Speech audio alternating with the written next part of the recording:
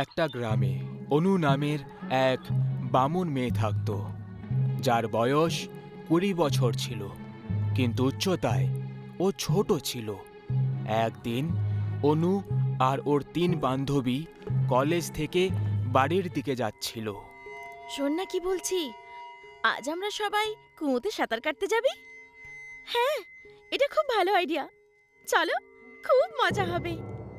হ্যাঁ হ্যাঁ, চলো। আরে অনু, তুই কোথায় চললি? তুই সাঁতার কাটতে পারবি? তুই তো নিজের ছোট ছোট পা দিয়ে সাঁতারও কাটতে পারবি না। হ্যাঁ, যদি জলে ডুবেও যাস তাহলে অযথা আমাদের নাম খারাপ হয়ে যাবে। এর থেকে ভালো হবে তুই বাড়ি যা আর বালতিতে সাঁতার কাট। কি বাজে কথা বলছিস?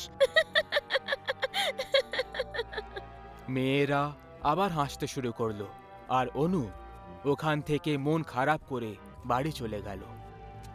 রাতের সময় অনু রাগের মাথায় বাড়ি থেকে বেরিয়ে যায় আর কুয়োর দিকে এগিয়ে গেল।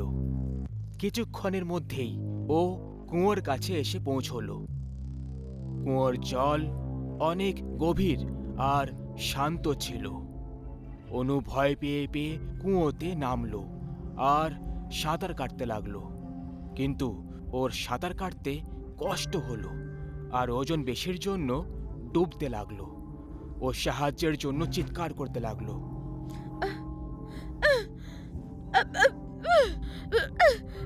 বাঁচাও, বাঁচাও, কেউ বাঁচাও, কেউ আছে, কেউ আছে, বাঁচাও আমাকে। কিন্তু ওখানে ওর আওয়াজ শোনার মতো কেউই ছিল না। আস্তে আস্তে ওর আওয়াজ বন্ধ হতে লাগলো আর অনু কুয়োর জলে ডুবে মরে গেল। অনুর মরে যাওয়ার পর মেঘের গর্জন শুরু হয়ে গেল, আর হঠাৎ কুয়োর মধ্যে জোরে জোরে বাজ পড়তে লাগলো। ওই বাজের কারণে কুয়োর জল ফুটতে ফুটতে ওপরে চলে এলো। জল পুরোভাবে ওপরে এসে থেমে গেল, আর জল থেকে অনুর মৃতদেহ বাইরে এলো। যখনই ওর মৃতদেহ উপরে এলো, ওর ওপরে বাজ পড়ল আর ওর পুরো শরীর জলের ওপরে পড়তে লাগলো। শরীর পুরো পুড়ে যাওয়ার পরে জলের ওপর দাঁড়িয়ে চলতে চলতে কুয়ো থেকে বাইরে চলে এলো। ও নিজের চোখ খুলল তো সেটা পুরোভাবে লাল হয়ে গেছিল। অনুর শরীর একটা বামুন ডাইনিতে বদলে গেছিল। এবার ওদের সবাইকে দেখাচ্ছি যে আমি সাঁতার কাটতে পারি কি না। আর এই বলে এই ডাইনি জোরে জোরে হাসতে লাগলো।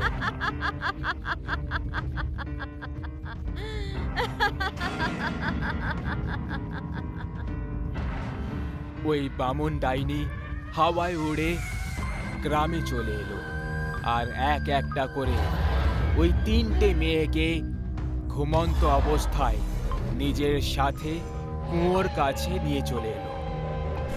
ডাইনি ওকে মাটিতে শুই করিয়ে নিজে কুয়োতে ঝাঁপ দিয়ে দিল, আর কিছুক্ষণ পর 3টে মেয়ের জ্ঞান ফিরে যায় আর নিজের চারিদিকে দেখতে লাগলো। রেখা, লীলা, তোমরা দুজন, আমরা আমরা এখানে কি করে এলাম? আমার খুব ভয় লাগছে, খুব ভয় লাগছে। চলো এখান থেকে, চলো। তোমরা নিজের থেকে আসোনি, তোমাদের আনা হয়েছে। 1 মিনিট, এই আওয়াজটা তো কুয়ো থেকে আসছে। 3জন কুয়োতে ঝুঁকে দেখলো, তখন ভেতরে অনু খুবই সহজে সাঁতার কাটছিল।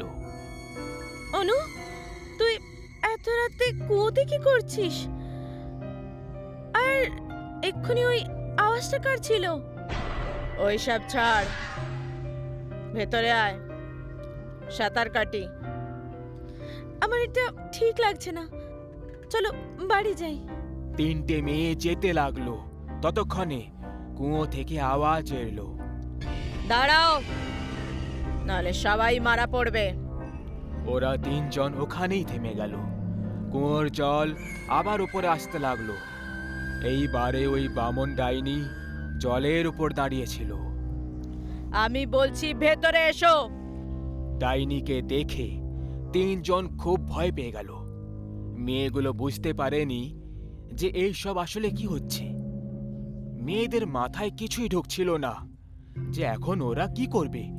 কিন্তু শেষমেশ সাহস করে ওরা জলে নামলো আর সাঁতার কাটতে লাগলো। তোমরা সবাই আমাকে নিয়ে মজা করেছিলে, তাই না? এবার তোমরা এর জন্য শাস্তি পাবে। তোমরা এই কুয়োতেই চিরকালের জন্য দফন হয়ে যাবে। এইটুকু বলে ও জোরে চিৎকার করতে লাগলো। ওর চিৎকার শুনে তিনটে মেয়ে ভয় পেতে লাগলো। আর হঠাৎ করে ডাইনির ওপরে বাজ পড়ল।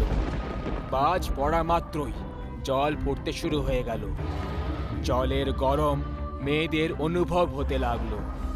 ওরা জলের বাইরে যাওয়ার জন্য তাড়াতাড়ি সাঁতার কাটতে লাগলো। কিন্তু জল খুব গরম হয়ে গেছিল, সেই জন্য ওদের সাঁতার কাটতে কষ্ট হচ্ছিল। আস্তে আস্তে ওদের শরীর লাল হয়ে যেতে লাগলো আর মাংসপেশি পড়তে শুরু হলো। তিনজন সাহায্যের জন্য ডাক দিতে লাগলো, চিৎকার করতে লাগলো, বাঁচাও, বাঁচাও, বাঁচাও আমায়, কেউ আছে, বাঁচাও, কেউ আছে। ডাইনি জোরে জোরে হাসছিল।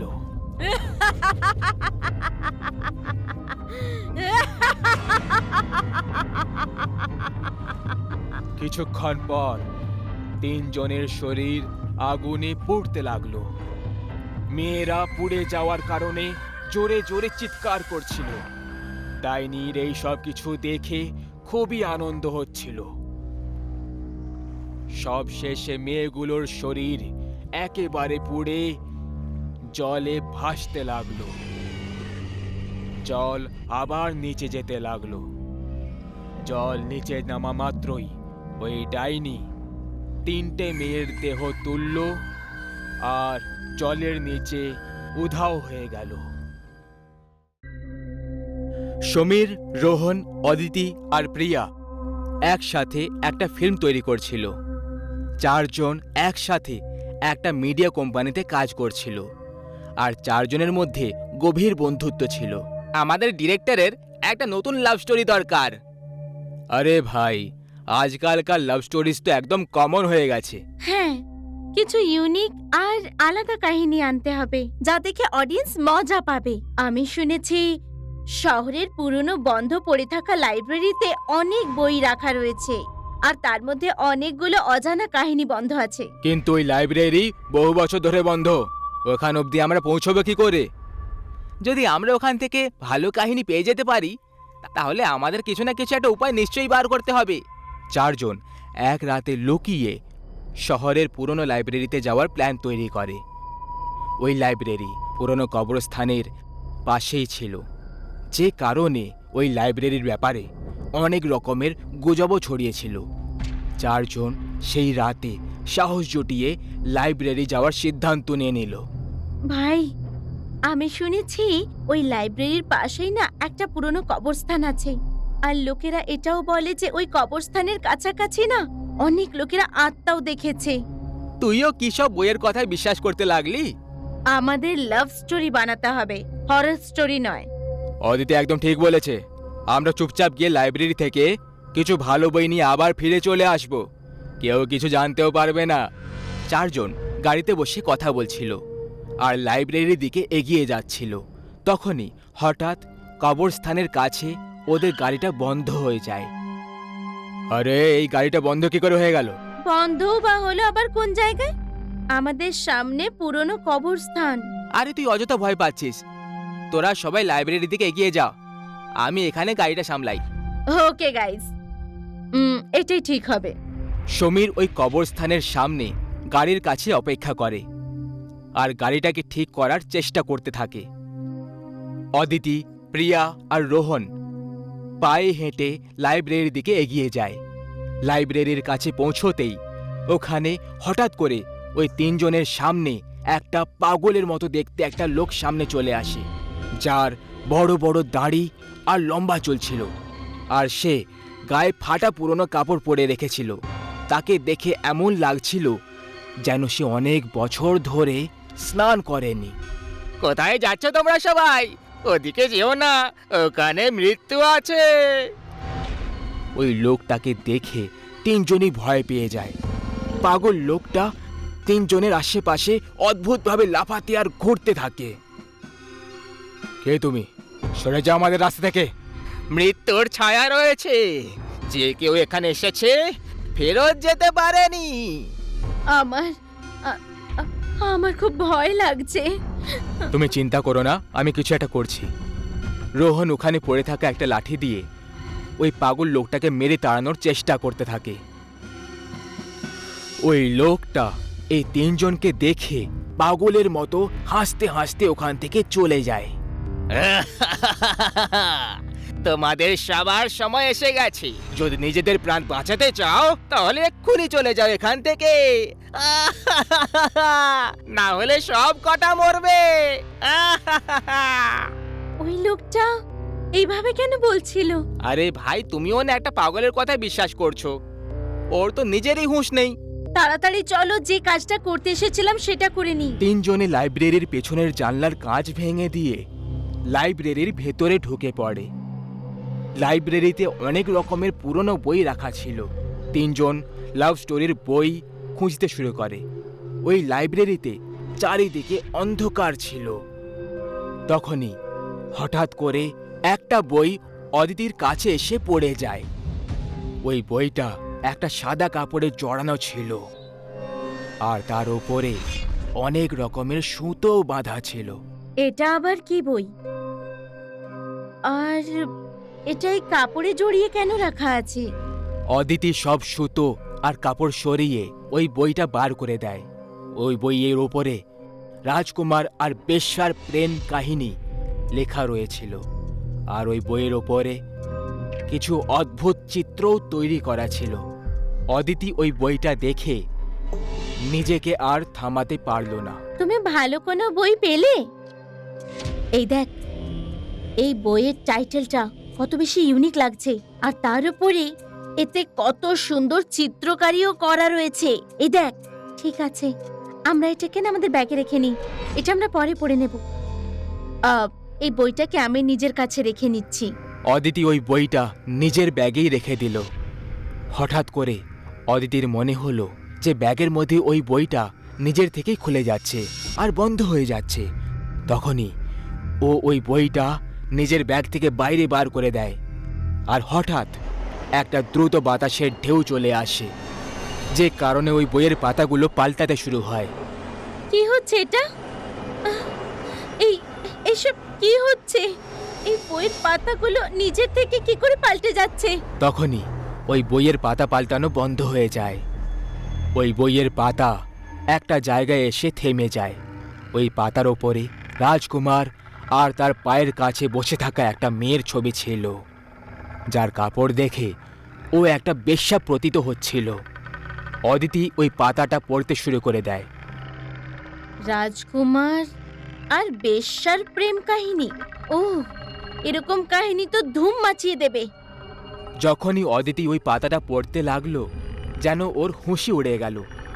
ও ভয় পেয়ে ওই বইটা ছুঁড়ে ফেলে দিল। তখনই ও দেখল যে ওই বইতে থাকা বেশ্যার ছবি ওখান থেকে উধাও হয়ে গেছে, আর ওই মেয়েটা অদিতির সামনে এসে দাঁড়িয়ে পড়ে। তুমি তো রাজকুমারের প্রেমিকা, তাই না? যার ছবি ওই বইয়ের মধ্যে ছিল। কিন্তু তুমি বাইরে কি করে এলে? ওই বেশ্যা নিজের ঘুঙুর বাজাতে বাজাতে অদিতির মাথাটাকে নিজের পা দিয়ে টিপে দিল। অদিতির মুখ থেকে আওয়াজ বেরোনো বন্ধ হয়ে যায়। অদিতি তার থেকে প্রাণের ভিক্ষে চাইল, কিন্তু ওই বেশ্যা অদিতির মাথাটাকে নিজের পা দিয়ে কুচলে দিল, আর অদিতির চোখ আর জিভ বাইরে চলে আসে। ওর নাক দিয়ে রক্ত বেরোতে শুরু হয়ে যায়, আর ওখানেই ওর মৃত্যু হয়ে যায়। ওই বেশ্যা নিজের চুল বাঁধতে বাঁধতে ওখান থেকে অদৃশ্য হয়ে যায়। আমাদের এখান থেকে বেরোনো দরকার। আমরা সব বই জমা করে নিয়েছি, এর থেকে অবশ্যই কিছু না কিছু ভালো পেয়ে যাব। রোহন আর প্রিয়া অদিতিকে খুঁজতে শুরু করে। প্রিয়ার নজর অদিতির ওপর পড়ে যায়। ওকে দেখে এমন মনে হচ্ছিল যেন ও ওখানে বসে কোনো বই পড়ছিল। আরে ইয়ার অদিতি, চল, আমাদের এখান থেকে বেরোতে হবে। তুই এখানে বসে বসে কেন বই পড়ছিস? অদিতির থেকে কোনো উত্তর না পাওয়ার কারণে প্রিয়া ওর কাছে চলে যায় আর ওর কাঁধের ওপরে হাত রেখে দেয়। অদিতির লাশ পাল্টি খেয়ে নিচে পড়ে যায়। প্রিয়া অদিতিকে দেখে ভয় পেয়ে যায় আর ও জোরে জোরে চিৎকার করতে লাগে। কি হলো, কেন চিৎকার করছো? অদিতি, অদিতি, অদিতি! রোহন অদিতির লাশ দেখে অবাক হয়ে পড়ে আর ও প্রিয়ার হাত ধরে ওখান থেকে দৌড়তে শুরু করে। তখনই ও ভুল করে নিজের পা সেই বইয়ের ওপরে রেখে ফেলে। অদিতির এই অবস্থা কে করেছে হবে? এটা দেখে এমন মনে হচ্ছে যেন এটা কোনো খারাপ শক্তির কাজ। আমাদের এখান থেকে এক্ষুনি বেরোতে হবে। তখনই সেই বইটা রোহন আর প্রিয়ার পায়ে আটকে যায় আর দুজনে নিচে পড়ে যায়। এই বইটা, এটা সেই বইটাই যেটা অদিতি নিজের কাছে রেখেছিল। রোহন আর প্রিয়া ওই বইটার দিকে দেখতে থাকে আর দেখতে দেখতে বইতে আঁকা বেশ্যার ছবি নিজের হাত বার করে দিয়ে রোহনের গলা ধরে ফেলে। দুজনে এটা দেখে খুব ভয় পেয়ে যায়। অদিতি রোহনের গলা ছাড়ানোর চেষ্টা করে, তখনই ওখান থেকে ওই বেশ্যার ছবিটা উধাও হয়ে যায়। তুমি ঠিক আছো তো? এসব কি হচ্ছে? এটা নিশ্চয়ই কোনো অভিশপ্ত বই। এই মহিলাটার ছবি হঠাৎ উধাও কি করে হয়ে গেল? এই বইটাই অদিতির প্রাণ নিয়েছে হয়তো, আই এম শিওর। তখনই প্রিয়া আর রোহনের ওপরে গাড়ির হেডলাইটের আলো পড়ে যায়। বাইরে সমীর গাড়ি নিয়ে এসে গেছিল। সিমরন আর রোহনকে বাইরে ডাকছিল। আরে ভাই, তোমরা সবাই বাইরে চলে এসো, গাড়ি ঠিক হয়ে গেছে, চলো এবার আমাদের যেতে হবে। প্রিয়া আর রোহন ওই বইটাকে ওখানে ছেড়ে গাড়ির দিকে দৌড়ে যায়। ওরা দুজন যখনই লাইব্রেরি থেকে বাইরে যাওয়ার চেষ্টা করে, ওখানে সেই বেশ্যাটা চলে আসে আর নিজের ঘুঙুর বাজাতে শুরু করে দেয়। দুজনে এটা দেখে খুব ভয় পেয়ে যায়।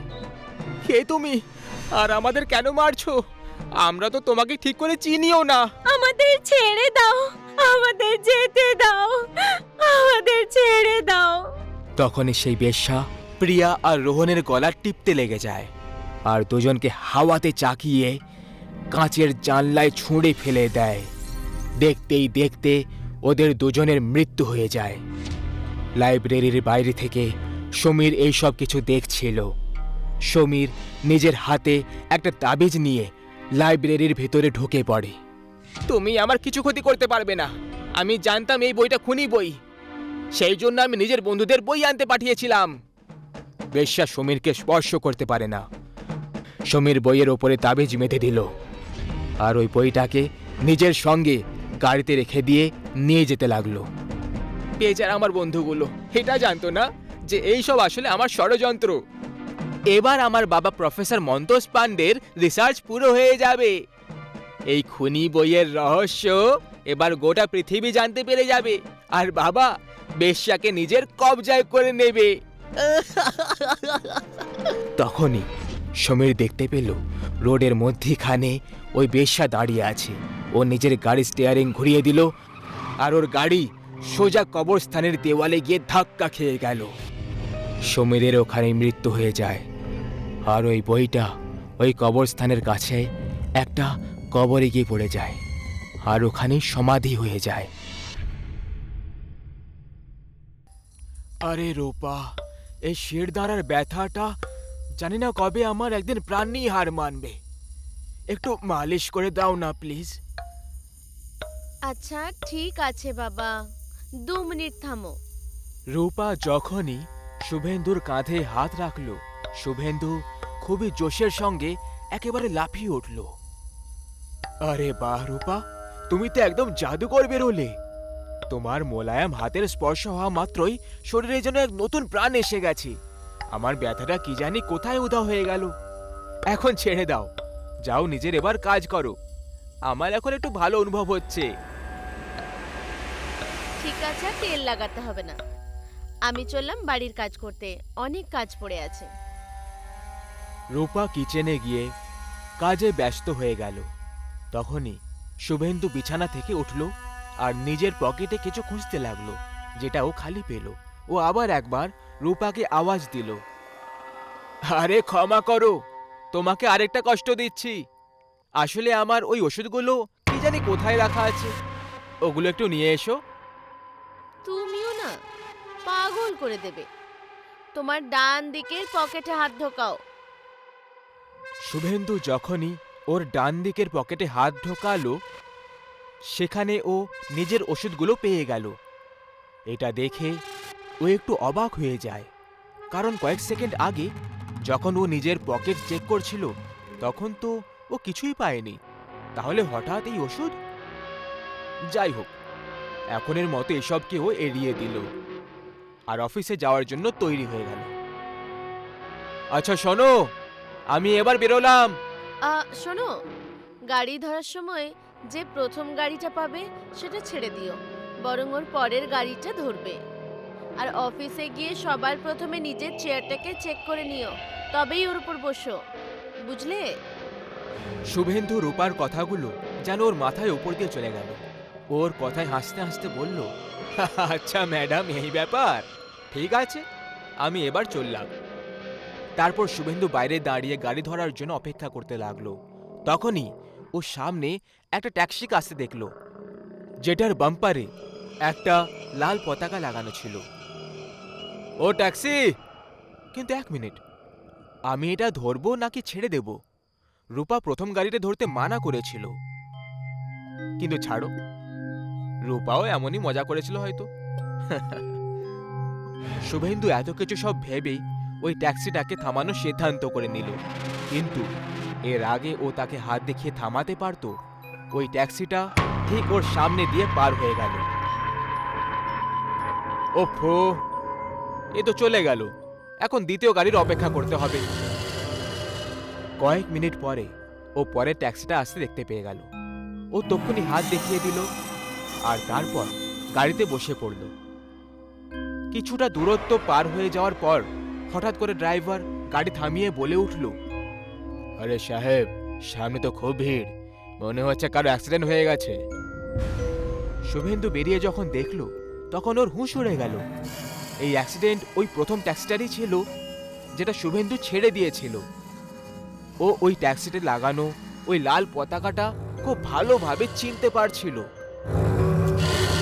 শুভেন্দু নিজেকে খুব ভাগ্যবান বলে মনে করছিল, যে কারণে আজকে কোনো রকমে ওর প্রাণ বেঁচে গেল। যাই হোক, এরপরেও অন্য রাস্তা দিয়ে অফিসে যাওয়ার জন্য বেরিয়ে পড়ল। সন্ধেবেলায় ও ক্লান্ত হয়ে অফিস থেকে বাড়িতে ফিরে এলো। কি হয়েছে গো? কেমন কাটলো আজকের দিনটা? আরে রূপা, তুমি? আজকে তোমার কথাটা আমার প্রাণ বাঁচিয়ে দিয়েছে। আমার কথা? কি বলতে চাইছো? হ্যাঁ, সেটাই, ট্যাক্সির কথাটা, যেটা তুমি বলেছিলে যে প্রথম ট্যাক্সিটা ধরবে না, বিপদ হবে, সেটাই হয়েছে। যখনই আমি অন্য ট্যাক্সিতে বসে আগে এগোলাম, আমি দেখলাম ওই প্রথম ট্যাক্সিটার একটা ভয়ঙ্কর অ্যাক্সিডেন্ট হয়ে গেছে। সত্যি গো, সমাপতনও আজকাল কেমন কেমন ভাবে ঘটছে। আচ্ছা শোনো, আমি অফিসের কাজে এক সপ্তাহের জন্য বাইরে যাচ্ছি, তুমি আমার ব্যাগ প্যাক করে দিও। সোজা সোজা ভাবে কেন বলছো না? ওই কালমুখীটার সাথে মজা করার জন্য যাচ্ছ, ফিরে এসো, তারপর মজা দেখাবে। কি কি বললে তুমি? না না, কিছুই বলিনি তো। পরের দিন শুভেন্দু সকাল সকাল নিজের কাজের জন্য বেরিয়ে পড়ল, আর এদিকে রূপা বাড়িতে একদম একা হয়ে যায়। এদিকে শুভেন্দু সড়ক পার করছিল তখন, আর প্রত্যেকটা পা ফেলার সাথে সাথে ওর আনন্দ দ্বিগুণ হয়ে চলেছিল। বাহ, কি দারুণ ভাগ্য আমার! এক্ষুনি সোনালীকে ফোন করে ইনফর্ম করে দিই যে আমি বেরিয়ে পড়েছি। এক সপ্তাহ ওই সুন্দরী রূপসীর সঙ্গে খুব আনন্দ করব। শুভেন্দু অফিস স্টাফ সোনালীর সঙ্গে নিজের ট্রাভেল প্ল্যান করছিল, যেখানে ওর মনে অনেক ধরনের আনন্দের ঝর্ণা বয়ে চলেছিল। এক সপ্তাহ পর শুভেন্দু হাসি খুশি ভাবে নিজের বাড়ি ফিরে এলো। রূপা, রূপা, কোথায় তুমি? ও এইটুকু বলে যখনই বাড়ির ভেতরে প্রবেশ করলো, বাড়ির দৃশ্য দেখে ওর পায়ের নিচে থেকে যেন মাটি উধাও হয়ে গেল।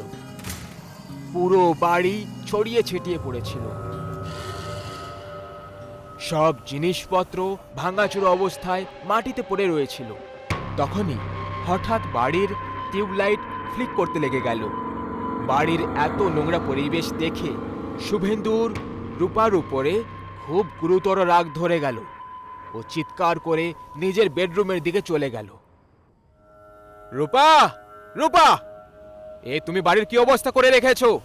আমি এক সপ্তাহের জন্য বাড়ি থেকে বাইরে কি গেলাম, তুমি তো আমার বাড়িটাকে কোণার জায়গা করে রেখে দিয়েছো।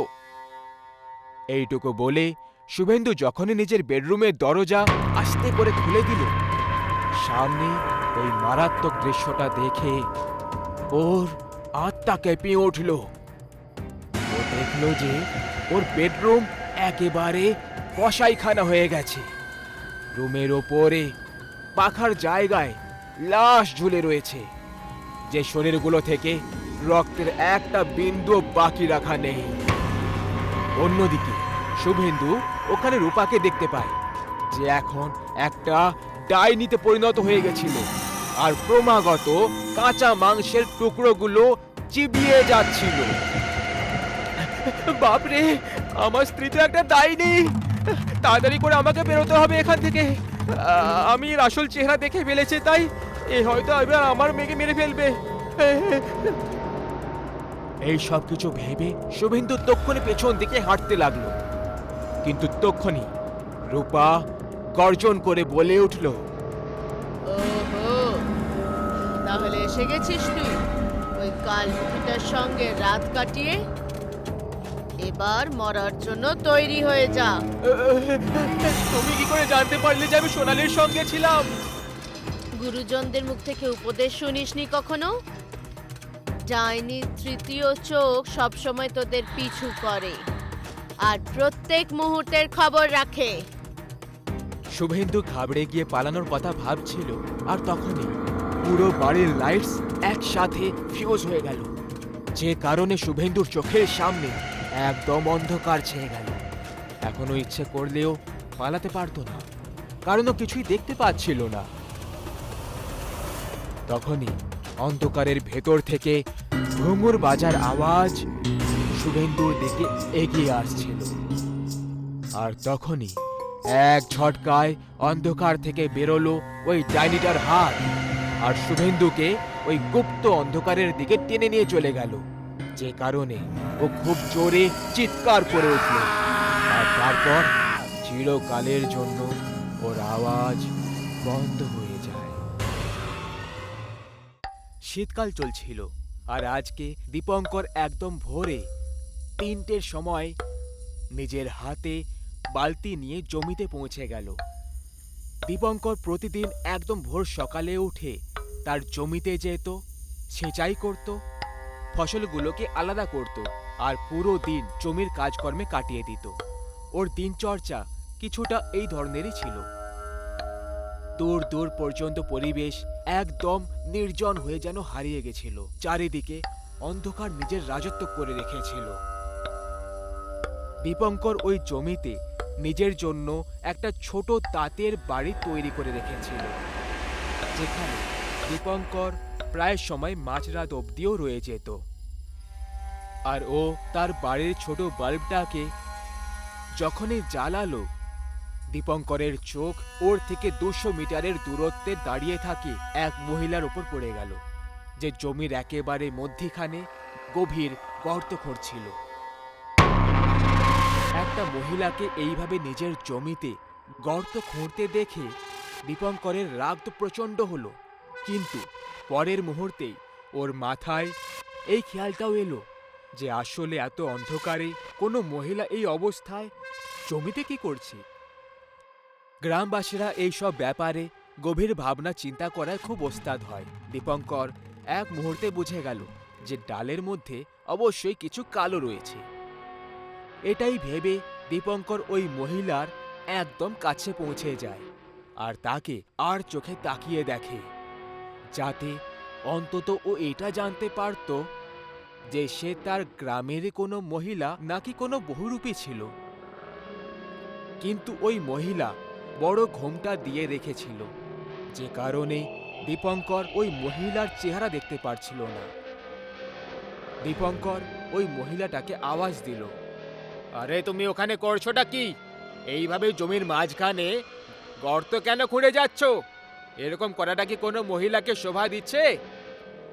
ওই মহিলাটা না তো দীপঙ্করের কোনো প্রশ্নের একটাও উত্তর দিল, আর না ওর নিজের কাজটা থামালো, বরং এখনো নিজের গর্ত খোঁড়ার গতিটাকে আরো দ্রুত করে দিল। ওই মহিলাটার এই ব্যবহার দেখে দীপঙ্করের খুব রাগ ধরল, আর ও ওই মহিলার ওপর চিল্লিয়ে উঠল, তুমি একটা মহিলা তাই কিছু বলছি না, নাহলে এতক্ষণ ধাক্কা মেরে আমার এই জমি থেকে বাইরে করে দিতাম। বন্ধ করো এইসব। দীপঙ্কর যখন দ্বিতীয়বার দখল দিল, ওই মহিলা গর্ত খোঁড়াটা বন্ধ করে দিল, কিন্তু তারপর ও দীপঙ্করকে এক দৃষ্টিতে তাকিয়ে থাকতে লাগলো। পরের মুহূর্তে ওই মহিলা দীপঙ্করকে জমি থেকে দূরে চলে যাওয়ার ইশারা করল।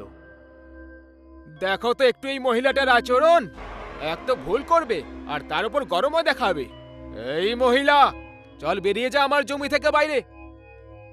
দীপঙ্কর এইটুকু বলে ওই মহিলাটার ঘোমটা সরানোর জন্য ওর দিকে হাত এগিয়ে দিল, কিন্তু তখনই হঠাৎ ওই মহিলা হঠাৎ করে উধাও হয়ে গেল। কিছুক্ষণ আগে দীপঙ্কর যে মহিলার উপরে চিৎকার করছিল, পরেরই মুহূর্তে ওই মহিলাটা এক নিমেষের মধ্যে হঠাৎ করে উধাও হয়ে যাওয়া এক বিরাট বড় বিপদের দিকে ইশারা করছিল। বাপরে, এই আমি কার সঙ্গে পাঙ্গা নিয়ে ফেললাম? এ তো একটা পেতনি ছিল। জানি না আমার বুদ্ধিও তখন কোথায় ঘাস চড়াতে গেছিল যে আমি এই মহিলাকে বিরক্ত করলাম। দীপঙ্কর এবার তাড়াতাড়ি করে হাঁটতে শুরু করলো আর তাড়াতাড়ি দৌড়তে লাগলো। ও জমি থেকে বাইরে বেরোতেই যাচ্ছিল, আর তখনই ও নিজের সামনে ঠিক ওই মহিলাটাকেই দেখতে পেল, যে দীপঙ্কর কিছুক্ষণ আগে দেখতে পেয়েছিল। দীপঙ্কর ওকে দেখে পা দুটোকে পেছনে করে নেয়।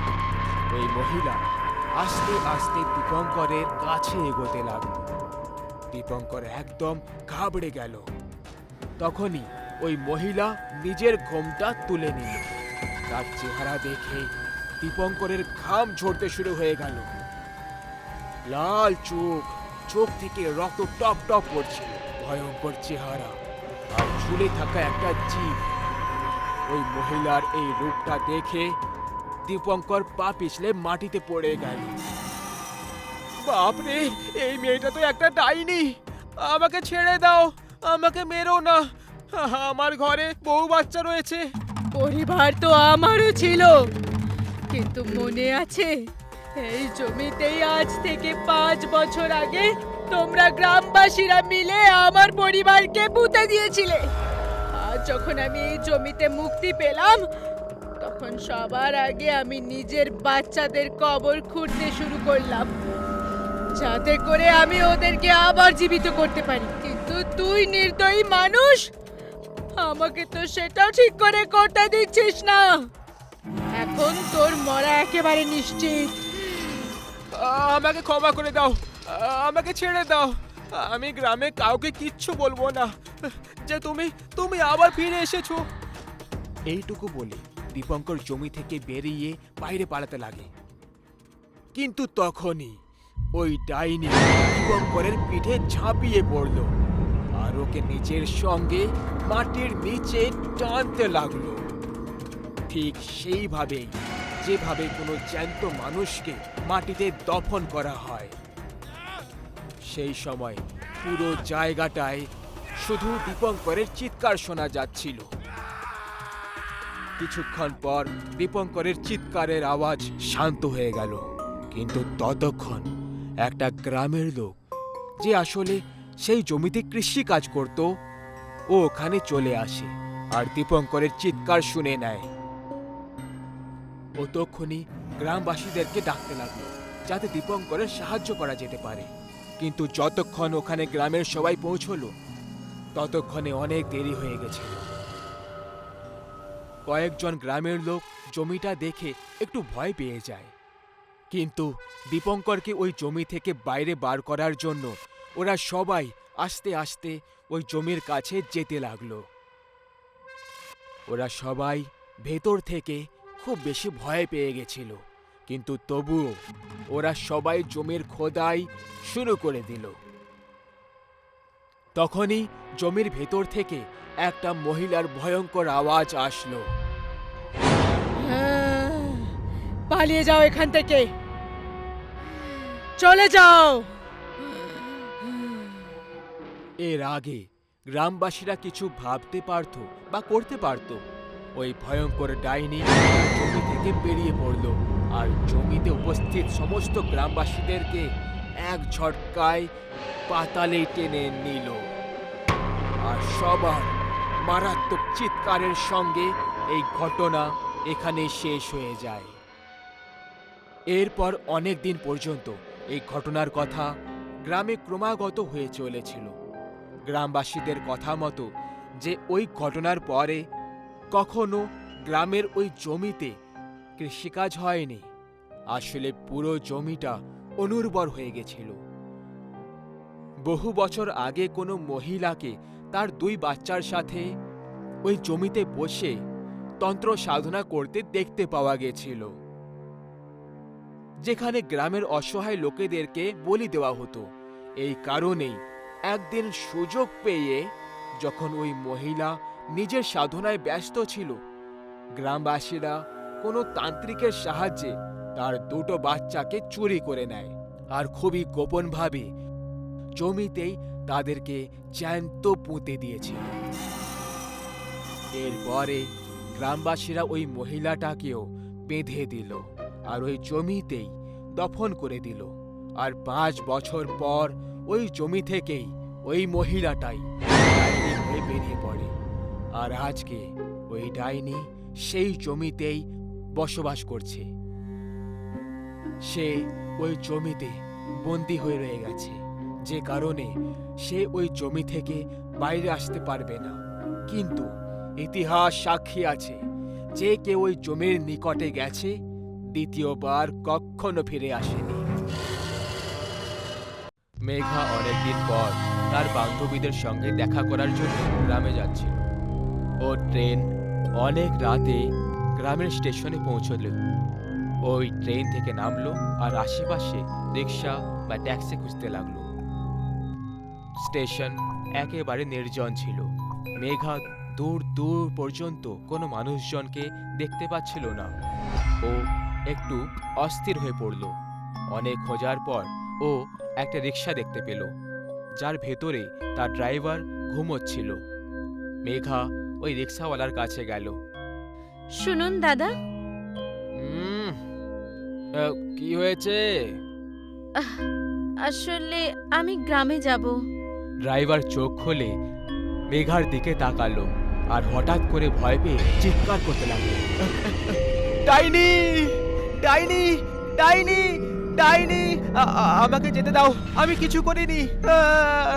চিৎকার করতে করতে মেঘার থেকে দূরে যেতে লাগলো। এ আপনি কি বলছেন? আপনি ভয় পাবেন না, আমি কোনো ডাইনি নই। দাঁড়ান। ড্রাইভার শান্ত হয়ে আস্তে আস্তে মেঘার কাছে আসতে লাগলো।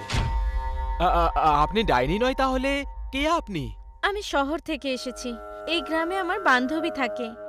আপনি কি আমায় গ্রাম অবধি ছেড়ে দিতে পারবেন? যদি আমি আপনাকে গ্রাম অবধি ছাড়তে যাই তাহলে ওই ডাইনি আমাকে ছাড়বে না। ডাইনি? কে ডাইনি? লাল শাড়ি পরে থাকা ডাইনি। আপনি চিন্তা করবেন না, আমি আপনার সাথে আছি। চলুন আপনি। আপনি সাথে আছেন সেই জন্যই তো ভয় লাগছে। আপনি লাল রং পরে রয়েছেন, যেটা ডাইনির মোটেই পছন্দ নয়। গ্রামে যদি কেউ লাল রঙের কাপড় পরে বেরোয় তাহলে ডাইনি তার শরীরকে 2 টুকরোতে ভাগ করে মাটির নিচে পুঁতে দেয়। এইসব শুনে মেঘা একটু ভয় পেয়ে গেল, কিন্তু তারপর নিজেকে সামলেও বলল, দেখুন, কথাটা বুঝুন। এত রাতে আমি হেঁটে যেতে পারবো না, আর এখানে অন্য রিক্সাও নেই। দরকার হলে বেশি টাকা নিয়ে নিন, কিন্তু প্লিজ এখান থেকে চলুন। ঠিক আছে, কিন্তু আমি আপনাকে গ্রামের বাইরে একটা মন্দির আছে সেখানেই ছাড়বো, তারপর আপনাকে একা যেতে হবে। ঠিক আছে, চলুন। মেঘা কোনো রকমে মেনে নিল আর দুজন গ্রামের দিকে এগিয়ে চলল। কিছুক্ষণের মধ্যেই ওরা মন্দিরের কাছে পৌঁছলো। মেঘা ড্রাইভারকে টাকা দিল আর ড্রাইভার মন্দিরে হাত জড়ো করে ওখান থেকে চলে গেল। মেঘা একা হয়ে গেল। ও গ্রাম দেখতে পাচ্ছিল, কিন্তু ডাইনির গল্প শুনে ও একটু ভয় পেয়ে গেছিল, কিন্তু সাহস করে ও গ্রামের দিকে এগোতে থাকলো। মেঘা সড়কে হাঁটছিল, ততক্ষণে ও পেছন থেকে কাউকে অনুভব করলো। ও ঘাবড়ে পেছনে দেখলো, তখন ওখানে কেউই ছিল না।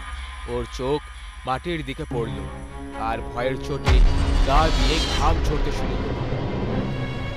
মাটিতে লাল রক্তে পায়ের চিহ্ন ছিল, যেটা ওর পেছনে পেছনে আসছিল। মেঘা নিজের পা তুলে দেখলো, তখন পা দুটো একদম পরিষ্কার ছিল। মেঘা ভয় পেয়ে উল্টো পায়ে হাঁটতে শুরু করে দিল, কিন্তু সেই পায়ের চিহ্ন ওর কিছু করতে থাকলো। মেঘা থেমে গেল। ওই চিহ্ন চলতে চলতে ওর পাশে এসে থেমে যায়। মেঘা ওখান থেকে যাওয়ার জন্য ঘুরলো, আর যখনই ঘুরে দেখলো ওর কাঁধের ওপর একটা রক্তে লথপথ হাত পড়ে যায়। মেঘা এত বেশি ভয় পেয়ে গেল যে ও চিৎকার করতে করতে গ্রামের দিকে পালাতে লাগলো। মেঘা চিৎকার করতে করতে গ্রামের দিকে পৌঁছলো। আমায় বাঁচাও, ওই ডাইনি আমায় মেরে ফেলবে, আমায় বাঁচাও। অনেকজন লোক তাদের ঘর থেকে বাইরে চলে আসে। মেঘার বান্ধবীরাও বাইরে চলে এলো। মেঘা ওর বান্ধবীকে তার ঘরের বাইরে আসতে দেখলো আর পুরো জোর লাগিয়ে ও ঘরের ভেতরে দৌড়লো। ওর বান্ধবীও ওর পেছনে দৌড়ে ঘরের ভেতরে চলে গেল। তুই লাল রং পরে কেন এসেছিস গ্রামে? ভুলটা আমারই ছিল, তোকে এখানে ডাকাই উচিত হয়নি। একটা কাজ কর, তুই পালিয়ে যা গ্রাম থেকে, না হলে এই ডাইনি তোকে ছাড়বে না। আমার স্বামীর মতো তোকেও মেরে ফেলবে। ওরা দুজন ঘরের কথা বলছিল, তখনই ডাইনির লাল রক্তে মাখা একটা হাত দরজা ভেঙে ভিতরে চলে এলো আর মেঘাকে টেনে টেনে বাইরে নিয়ে যেতে লাগলো। ডাইনির হাতটা মেঘাকে টেনে ঘরের বাইরে ছুটে দিল। ও কিছুই বুঝতে পারছিল না যে এসব কি হচ্ছে। গ্রামের সবাই মেঘাকে দেখার জন্য ওর কাছে যেতে লাগলো। মেঘার উপরে লাল আলো লাল শাড়ি পরে থাকা ডাইনিকে দেখতে পেল। গ্রামের সবাই থেমে গেল আর নিজেদের ঘরের দিকে পালাতে লাগল। ডাইনির রূপ খুবই মারাত্মক লাগছিল। পুরো শাড়ি রক্তে লথপথ হওয়ার কারণে ওই রক্তের ফোঁটা মেঘার শরীরে পড়ে যাচ্ছিল। মেঘার চেহারা রক্তে লাল হয়ে গেছিল। আমি তোমাদের কতবার বলেছি যে এই গ্রামে কেউ যেন লাল রঙের কাপড় পরে না আসে, কিন্তু তোমরা আমার কথাই শোনো না। এখন এই মেয়েটা প্রাণে মরবে।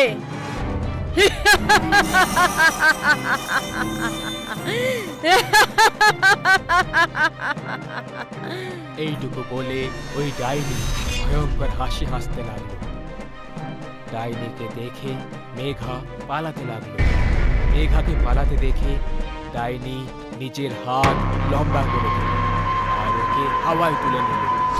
ডাইনি মেঘাকে নিজের মাথার ওপরে তুলে নিল আর ওর শরীরকে মাঝখান থেকে ফাল করতে লাগলো।